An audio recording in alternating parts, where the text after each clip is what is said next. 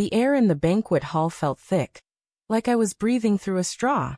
Crystal chandeliers glittered above, casting fractured light across polished tables, but the sparkle couldn't touch the hollow ache in my chest. My company's annual gala, my night, the one I'd spent months planning as the new VP, was unfolding without her. Without them. My wife, Sarah, had texted me 3 hours ago. "Sorry babe, we're at Jake's barbecue. Family thing. You've got this." No explanation, no apology beyond those clipped words. My parents, my sister, even my niece, they were all there, at my brother's house, laughing over ribs while I stood alone, shaking hands with executives, my smile a brittle mask. I checked my phone again, the screen's glow stinging my eyes. No new messages. Just that single text, its casual tone slicing deeper each time I read it. The clink of champagne glasses and forced laughter swirled around me, but my mind was elsewhere.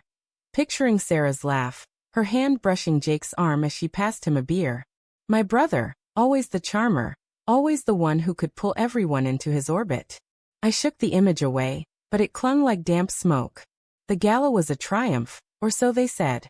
My boss clapped my shoulder, his whiskey breath warm as he praised my speech. But every compliment felt like a paper cut. I wanted Sarah's eyes on me, her pride, her presence. Instead, I was alone, surrounded by strangers in suits, my family across town at Jake's.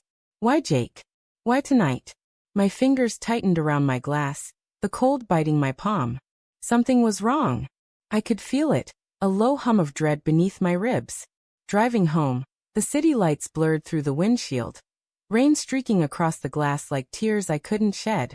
Our house was dark when I pulled into the driveway, the porch light off, a small detail but it gnawed at me. Sarah always left it on when she knew I'd be late. I sat in the car, engine ticking as it cooled, staring at the empty windows. My phone buzzed. A photo from my sister. Sarah grinning, her hair loose, standing too close to Jake by the fire pit. His arm wasn't around her, but it might as well have been. The caption read, "Wish you were here." I deleted it before my thumb could hover too long. Inside, the house smelled of her lavender lotion, a scent that used to mean home but now felt like a stranger's perfume. Her purse was on the counter, keys tossed beside it.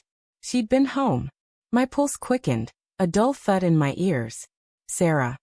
My voice echoed in the quiet, unanswered. Upstairs, our bedroom was empty, the bed unmade, her side a tangle of sheets. A single sock, Jake's, one of those garish neon ones he wore to stand out, lay crumpled by the nightstand. My stomach lurched. I told myself it was nothing.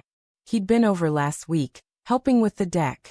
It could have been left then, couldn't it? I sank onto the bed, the sock in my hand, its bright green thread mocking me. My mind spun, replaying every moment I'd brushed off. Sarah's late nights catching up with Jake after his divorce. Her phone angled away when she texted. The way she'd laughed off my questions, calling me paranoid, her eyes darting to the side. I'd trusted her. I'd trusted him. My brother. My best friend since we were kids. The one who'd carried me through Dad's rages and Mom's silence. The one who'd stood up at my wedding, his toast making Sarah cry.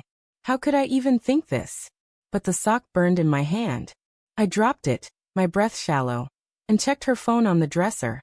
Unlocked, another small betrayal. She'd always guarded it lately.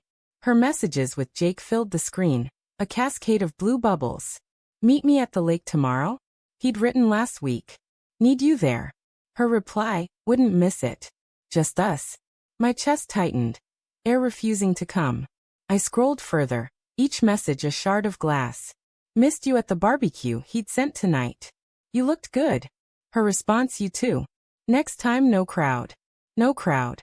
The words echoed, a drumbeat of betrayal. I don't know how long I sat there, the phone heavy in my hand, when the front door creaked open. "Babe." Sarah's voice, bright and airy, floated up the stairs. My heart lurched, half relief, half rage. I didn't move, didn't answer.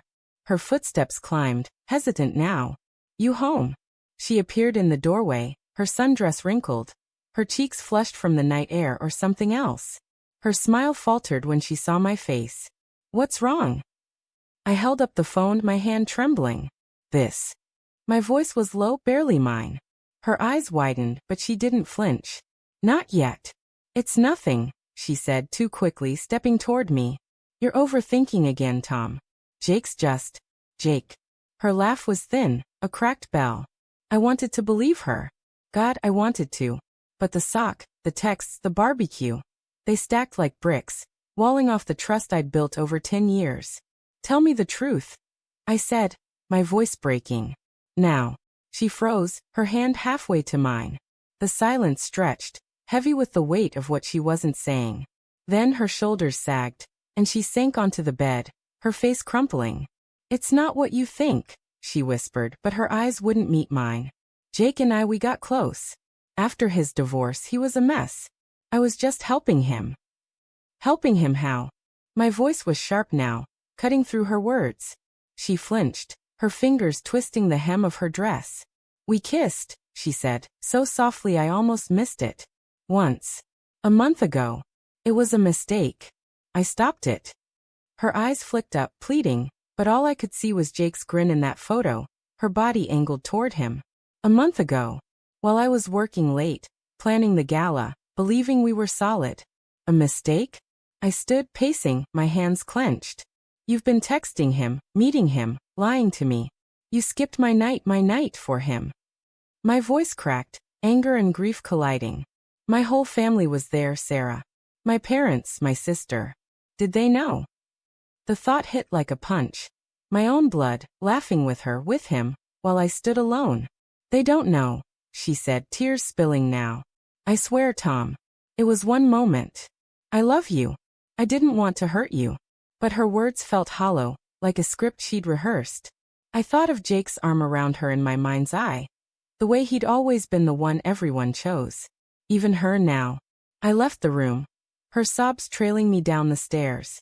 The kitchen was too bright, the counters too clean, everything too normal for the chaos in my chest.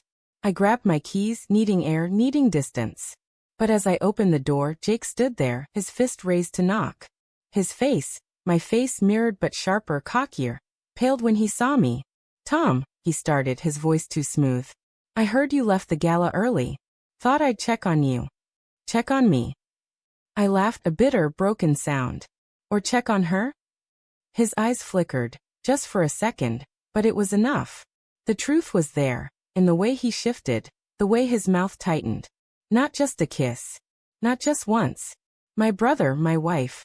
2 betrayals in one blow. I'm sorry, he said, and the words were a blade, final and sharp. It wasn't supposed to happen. He reached for me, but I stepped back, my vision blurring. The man I'd trusted most, the woman I'd loved most, they'd shattered me together. I turned away, the rain cold on my face, and walked into the night, leaving them both behind. The barbecue, the sock, the texts, they weren't just clues. They were the end of everything I'd believed in.